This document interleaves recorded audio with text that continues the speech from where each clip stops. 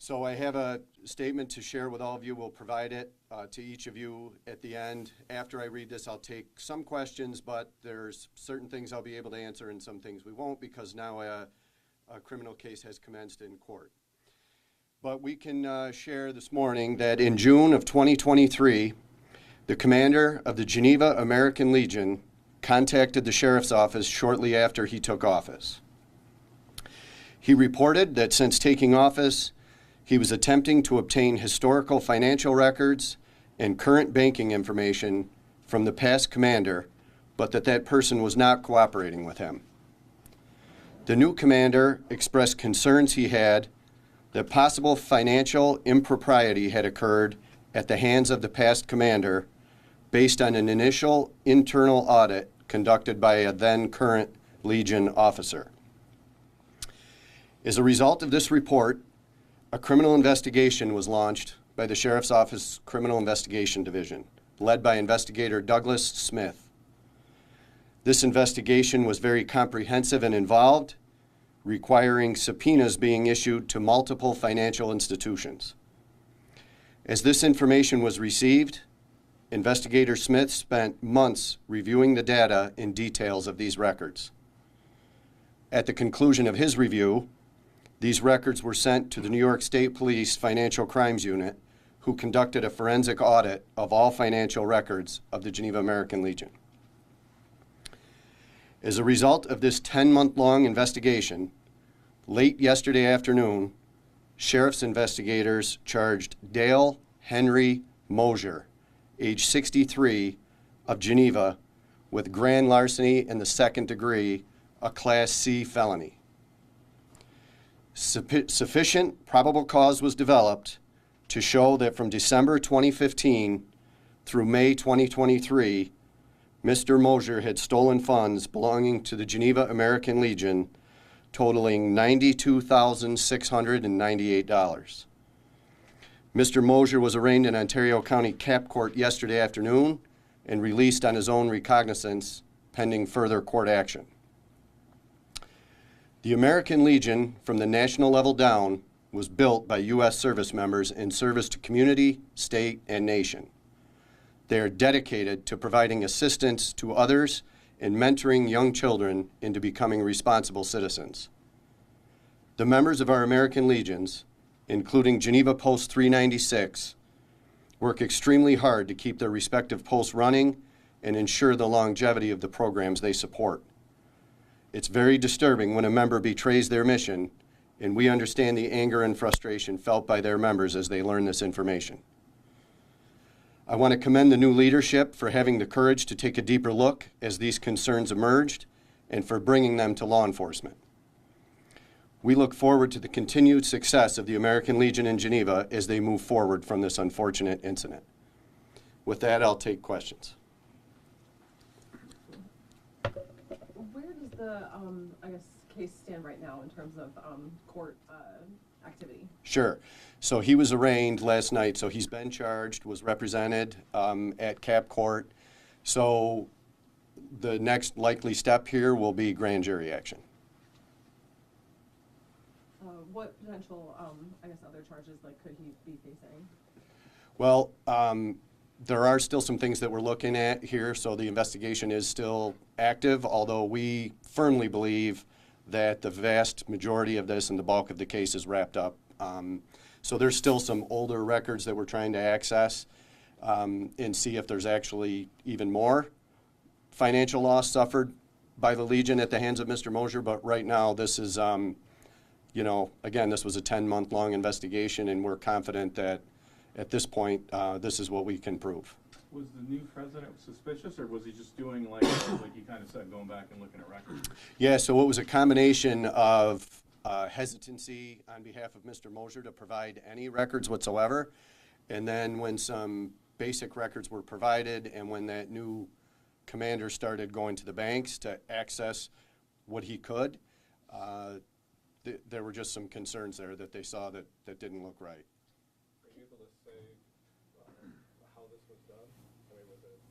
Yeah, Mike, I don't want to get into the specifics of what he was doing or where the money was going, because that's something that I think needs to play out in the court process, and I think if you follow this case as it goes forward from here, that information will come out, and I think that's the proper place for that, but it certainly wasn't used for the benefit of the Legion, I can tell you that assuredly. Is there other people, meaning like a treasurer, that he would have to get by to do this, or, I just think there would be other people, check and balances, basically. Right, so what I can tell you is that during the time that this was occurring, for the majority of that time, he was the commander of the Legion, and so these were transactions that he was making on his own without any board review. So how big, if you can say, is the Legion, and how much does this impact their budget? Well, I can tell you it's been devastating for him, not just the Legion in Geneva, but I think that you look and you see like declining membership in all these organizations. Like I know the VFW in Geneva basically closed, and that building has been turned over to somebody else. I mean, they all struggle for members, and they struggle financially. So these members work so hard to raise a few dollars from a chicken barbecue, a fish dinner during Lent, and when you look and you see that you've got somebody who was supposed to be in charge and actually leading the way to ensure their success, and you see that over 8-9 years, $93,000 going into his own pockets, it's heartbreaking for the members that have been up there working and taking part and honestly trusted this gentleman to run the day-to-day operations of their post. So this was over a period, I'm sorry if I wasn't. Yes, so our charges are covered December 2015 through May of 2023, and it's $92,698 over that time. You was a commander for a long time. You know how long he was commander? So he was commander on and off for 20 years. 2003, I think, is when he started. And for a vast majority of that time, he was the commander with a few breaks. And when he was not commander, he was still involved, either the office manager or he was running like the kitchen and the events that they had going on. And so this, during the course of this, like the Legion the Geneva Legion that was for years at a beautiful location out on Seneca Lake, like they could not financially afford to stay there. They had to sell that place. It was torn down, and they built a smaller location just into the town of Seneca, just west of the Geneva town line, and they really had to downsize and go in there in 2022. That place was open. So that's incredible.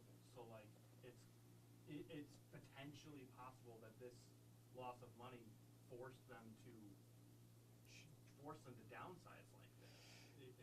Is that a speculation? Well, I don't want to speculate, but because that, I know that the older Legion needed a lot of work, but I can tell you it certainly didn't help matters in terms of being able to stay there. Did you know him personally, as in a leadership position? Had you ever come in contact? Yeah, I know of him, but I've never really had a one-on-one conversation with him.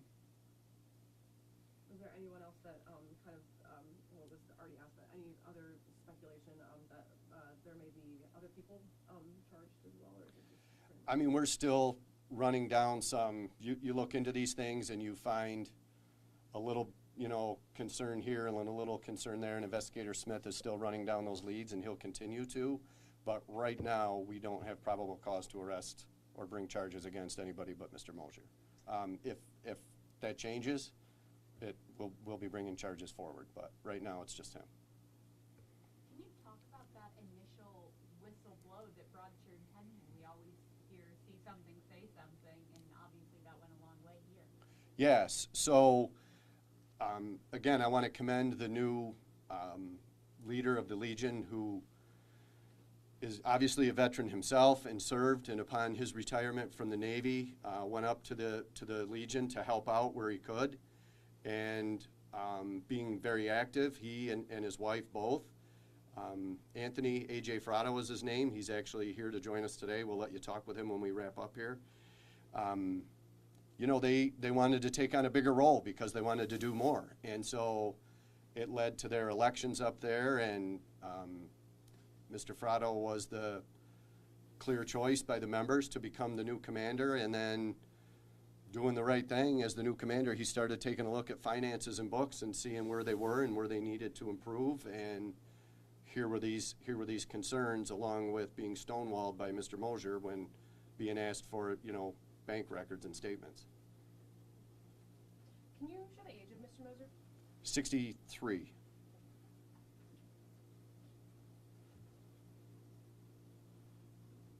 Anything else?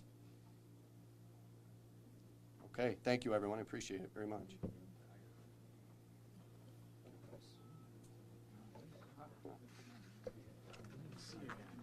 Yeah, I know. He's here. We brought him in. I figured you all would want to probably talk to him, too.